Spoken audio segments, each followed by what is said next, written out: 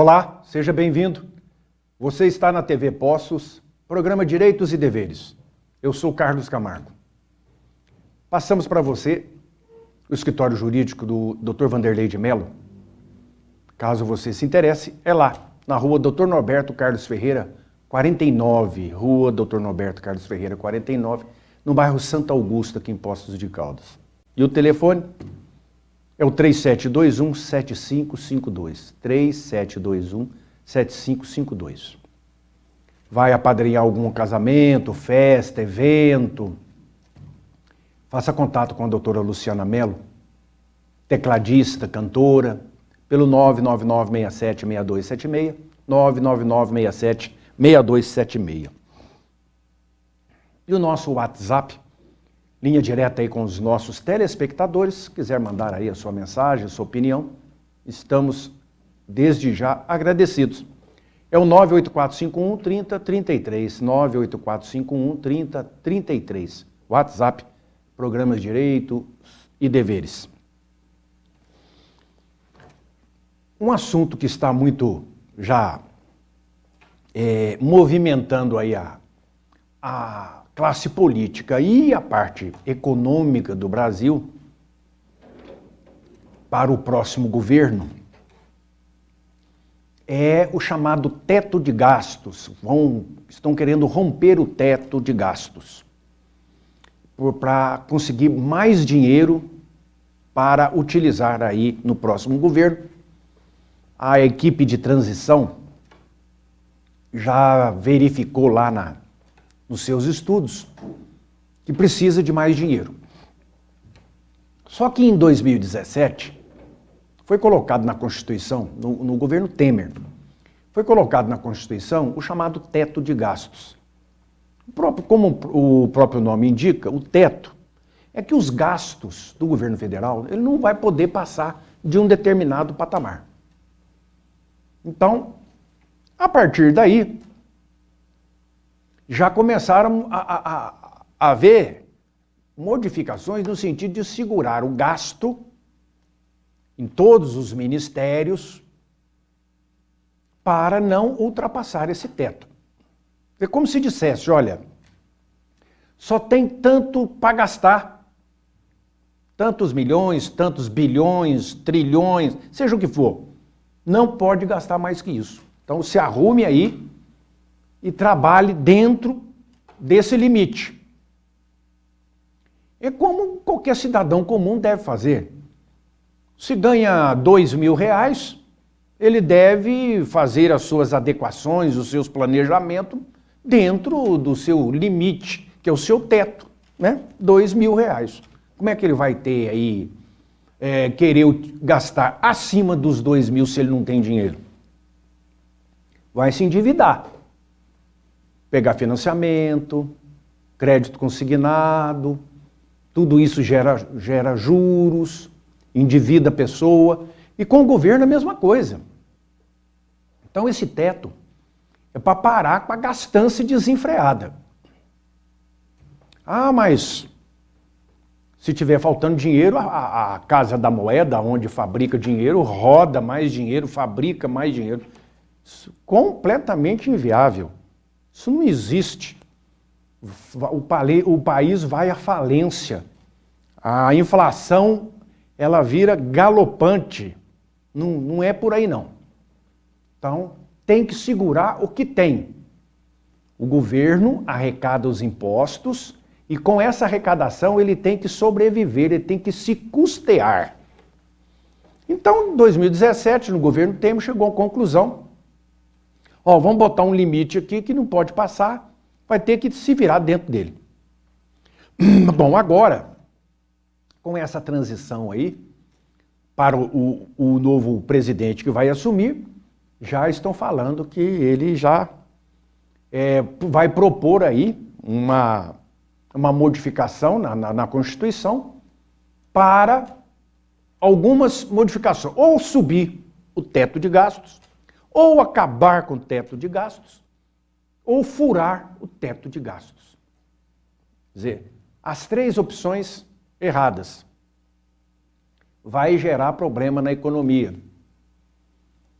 Com esse furo no teto de gastos, já estão falando que o Auxílio Brasil, o antigo Bolsa Família, o Auxílio Brasil, querem tirar o Auxílio Brasil do teto de gastos. Ou seja, aquele dinheiro, aqueles bilhões que são utilizados aí para o Auxílio Brasil, vão ficar fora desse teto de gasto. Então, se vai ficar fora, já furou o teto de gastos. E vão pegar o dinheiro correspondente, ele vai ser retirado por fora do teto de gastos. Ou seja, já começa uma bagunça. Não vejo assim com um olhar muito tranquilo, otimista, decisões que já estão sendo programadas aí para o próximo governo, no que diz respeito às contas públicas. E essa minha afirmação ainda se fortalece, porque nós temos ouvido falar aí, que já é uma coisa determinada pelo próximo presidente, a criação de 10 ou 13, uns falam 10 ou 12, 13, estão falando mais em 13 novos ministérios no governo federal. Ora, mas para que isso? Cada ministério vai gerar despesa de milhões e milhões e milhões do dinheiro público. Da onde vai sair isso aí? Do imposto que arrecada de nós todos. Qualquer compra que nós fazemos, ali tem um imposto embutido. O dinheiro é do povo. Para que novos 13 ministérios? Para dar cargos? Ofertar ali um cabide de emprego para correligionários? Abre margem para se pensar em tudo. Sendo que, na realidade, deveria pensar-se exatamente o contrário. Segurar gastos. Uma política para conter gastos. É a chamada reforma tributária, que nós já tivemos um pedaço dela, mas ainda precisa uma dedicação maior nessa reforma tributária. O governo federal tem que gastar menos, ele tem que economizar, ele tem que enxugar despesas.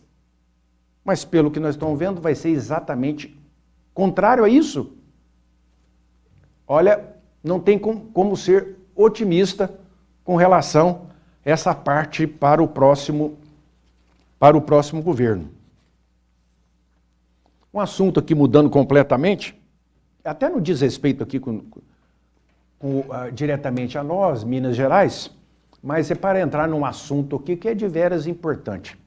A Comissão de Constituição e Justiça da Câmara Federal aprovou o uso de água do mar em equipamentos sanitários.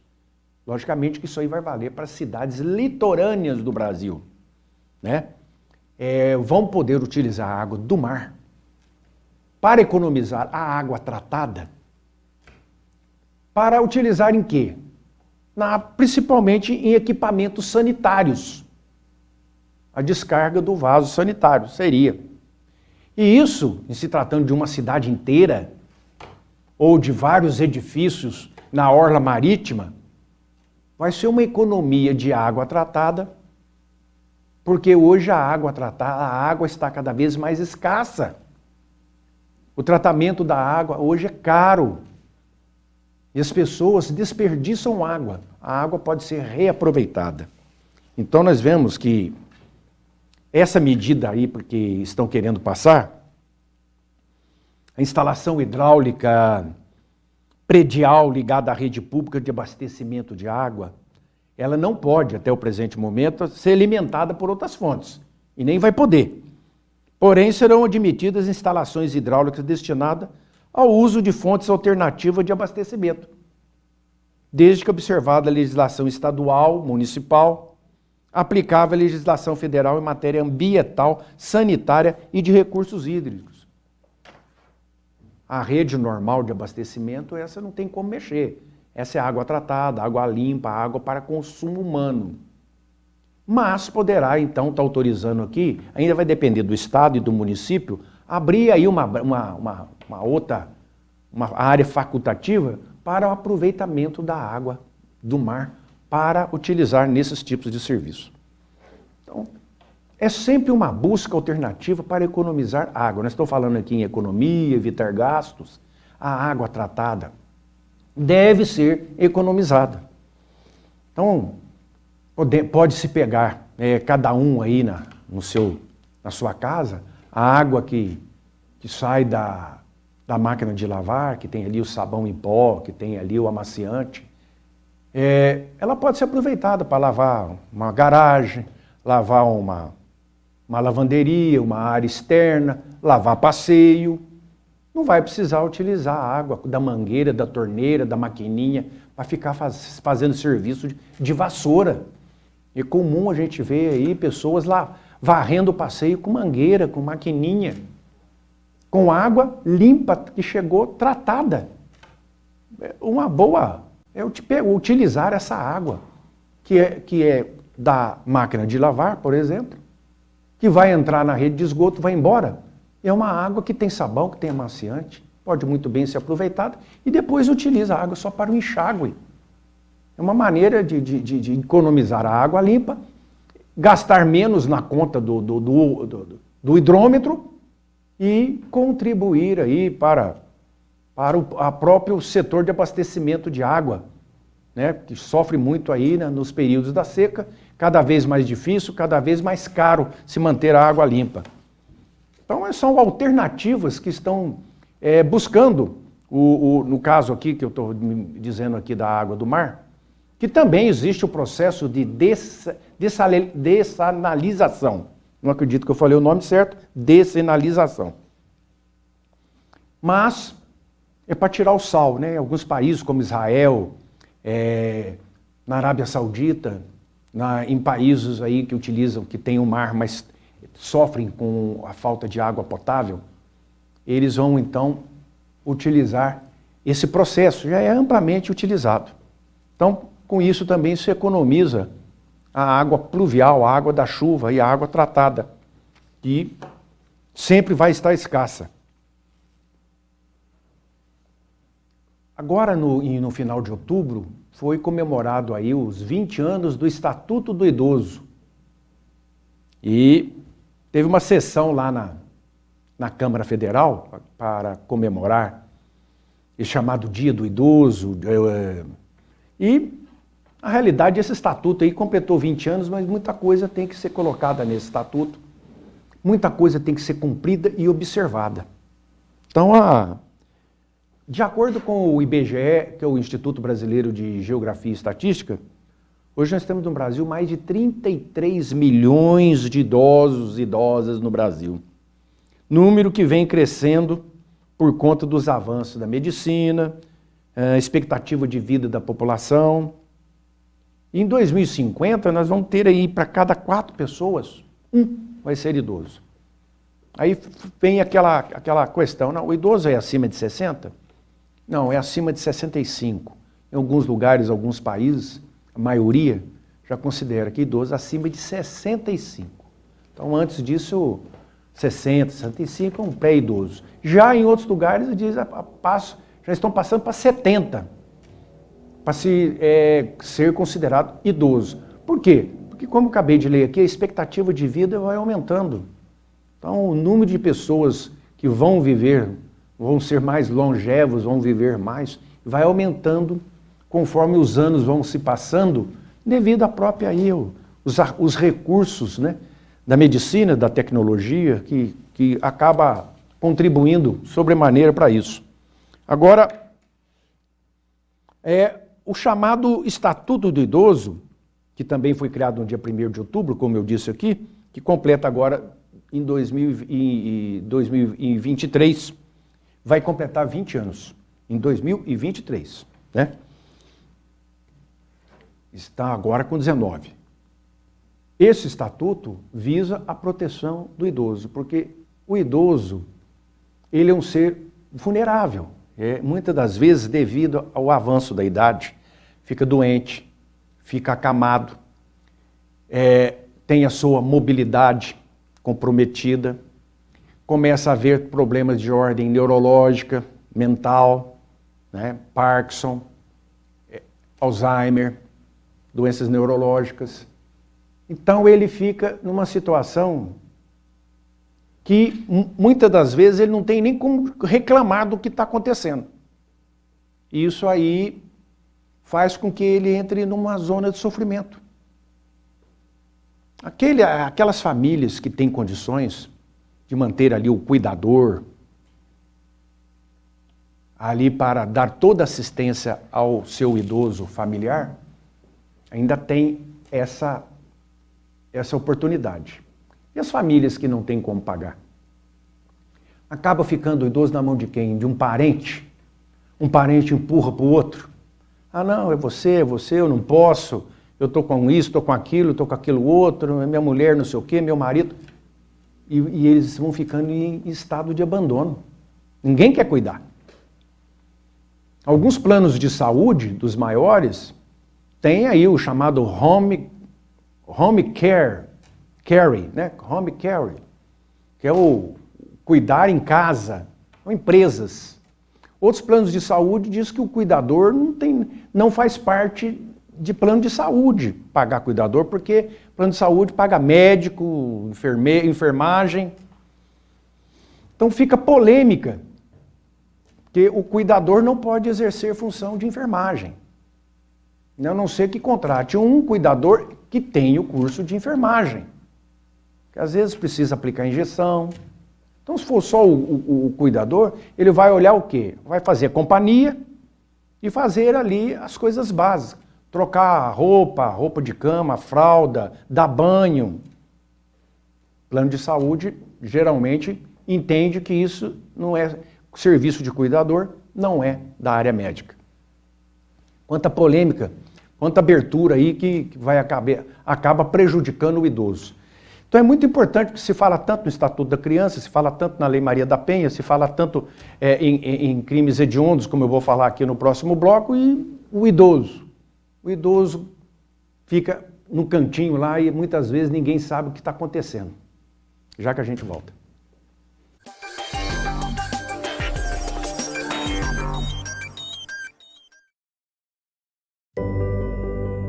Aos 68 anos, decidi mudar meu sorriso. Deixei de usar dentaduras. Escolhi o Implar e hoje, aos 83 anos, tenho certeza que fiz a escolha certa. Amadureci com qualidade de vida. Faça como eu, venha para o Implar e volte a sorrir.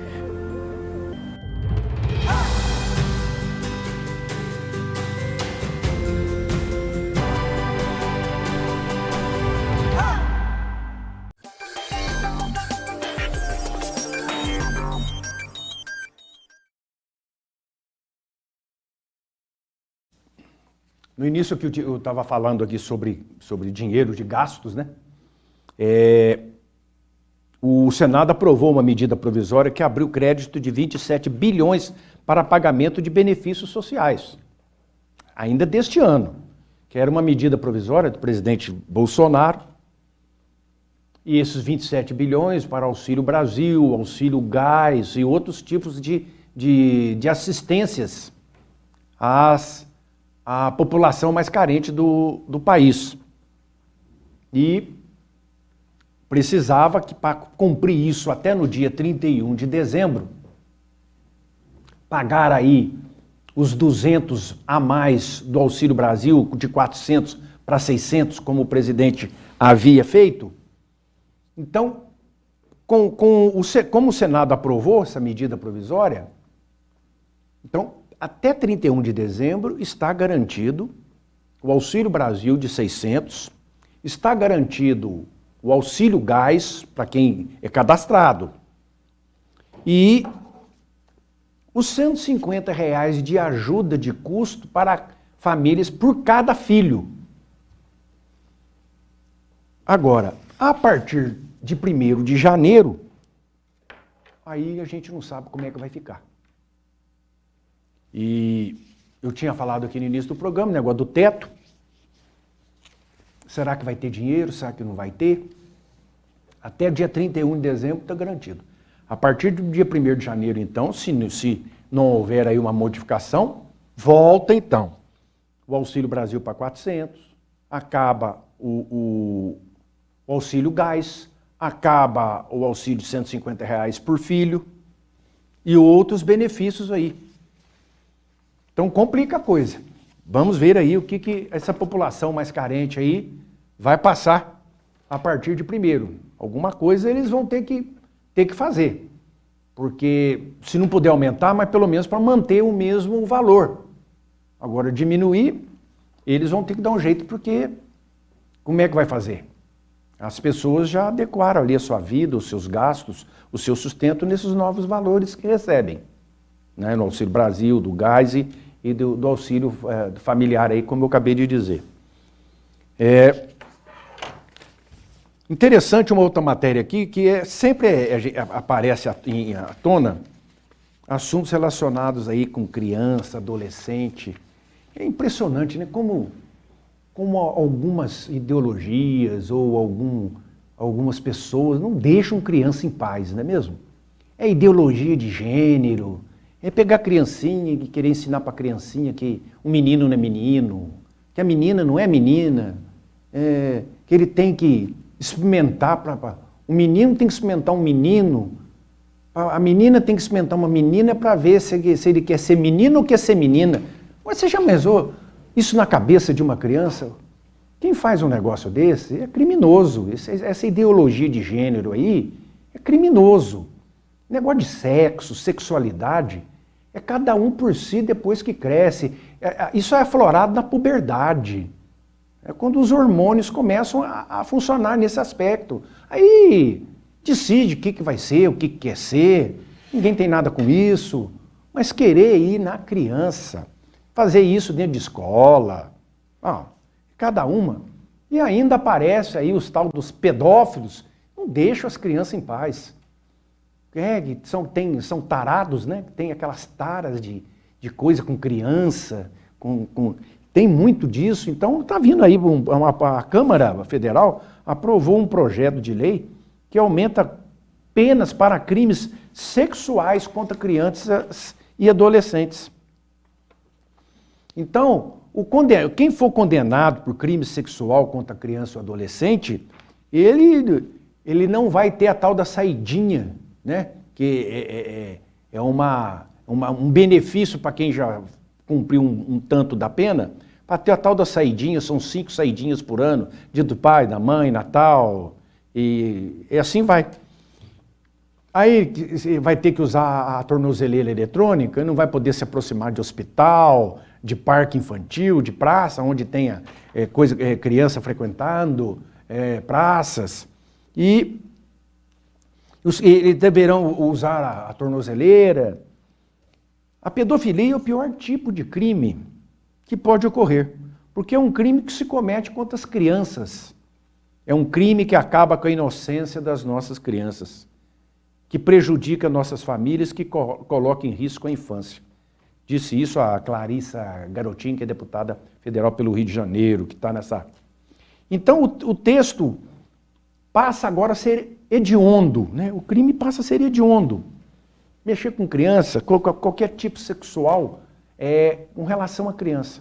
Nós tivemos aí, um mês passado, ou mais um pouco, um grande ator, conhecido ator de uma grande rede de televisão aí, um sujeito consagrado, preso por pedofilia, coisa de aliciar criança, a que procurar contato íntimo com criança, a ter no computador lá vídeos de sexo com criança, umas coisas assim que embrulham o estômago. Então agora isso passou a ser um crime hediondo. Hediondo é um crime, pelo nome, é um crime horroroso, repugnante. Ele, quando foi criado a lei do crime hediondo, o sujeito tinha que cumprir a pena integral. Não tinha graça, indulto, anistia. Aí depois foram quebrando aqui, quebrando ali, esculhambaram o projeto de crimes hediondo. Mas agora enquadraram aqui tudo que for relativo à criança, praticado contra criança, adolescente, relativo, que dizem respeito a sexo, vai ser agora, por exemplo, lesão corporal grave ou seguida de morte praticada contra criança ou adolescente. Aí não precisa ter nada relacionado a ato libidinoso, a sexo e nada. É lesão corporal grave seguida de morte. Uma agressão, um espancamento, corrupção de menores, passa a ser um crime hediondo. Satisfação da lascívia na presença de criança ou adolescente, é sujeito que pessoas que ficam, tem esse tipo de atitude, de ter erotismo ao ver criança, adolescente. Divulgação de cena de sexo induzindo a prática de estupro, de relação sexual com criança.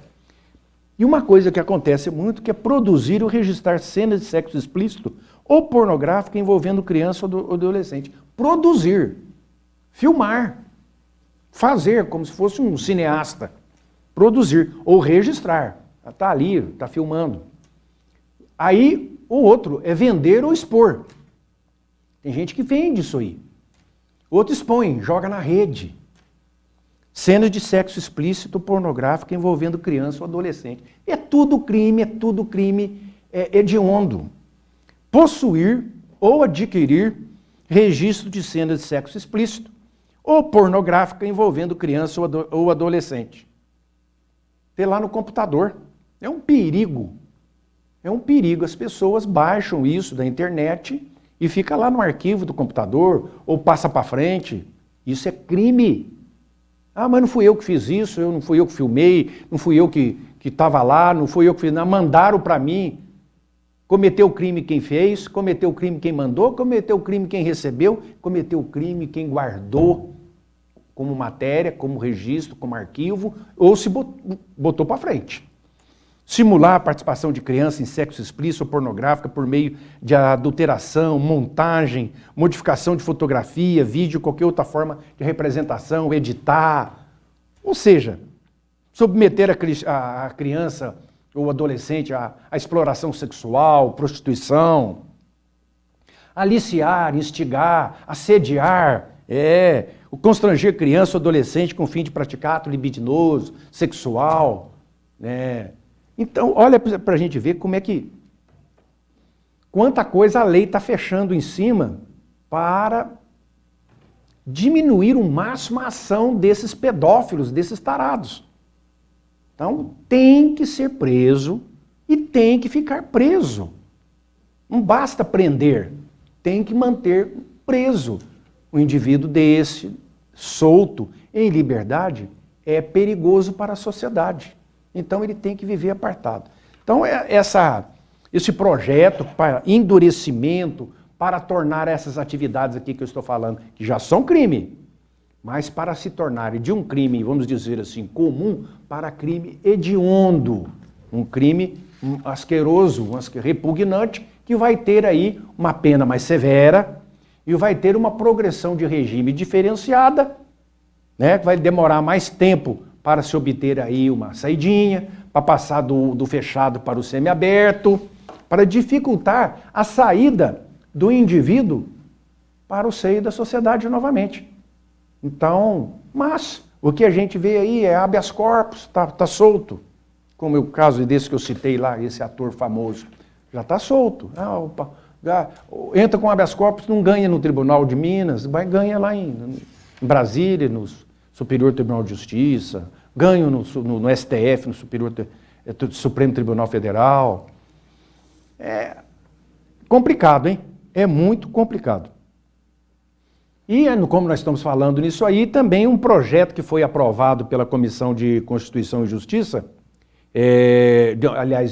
Comissão de Seguridade Social e Família da Câmara dos Deputados, aprovou uma proposta também que vai proibir qualquer conteúdo erótico e material escolar. Só faltava essa, material escolar, coisa para criança usar na escola, ter conteúdo erótico, sexual. Isso é hediondo, isso é repugnante. Então, é para se proibir de qualquer forma, qualquer tipo desse material, tanto para as escolas públicas, para as escolas particulares. E o correto é procurar saber quem é que está editando esse material, desse jeito, conteúdo erótico para criança. Como eu disse no início, vamos deixar as crianças em paz, deixa quieto. Criança não... Então, essa comissão é para proteger mais uma vez as crianças no material escolar. Aí eu pergunto, mas será também que vão punir alguns casos que acontecem em algumas escolas, em alguns lugares, alguns professores que insistem em mexer na cabecinha das crianças com negócio de identidade de gênero, ideologia de gênero, pegar aquela criança em formação e ficar batendo na cabeça dela, você não é menino, você tem que experimentar um menino para ver se você é menino ou se você quer menina, umas coisas assim que não pode se aceitar. Uma pessoa que faz isso tem que ser punida e a lei tem que proibir, tem que punir quem pratica esse tipo de coisa. Deixa a criança em paz. Obrigado, até a próxima, fique com Deus.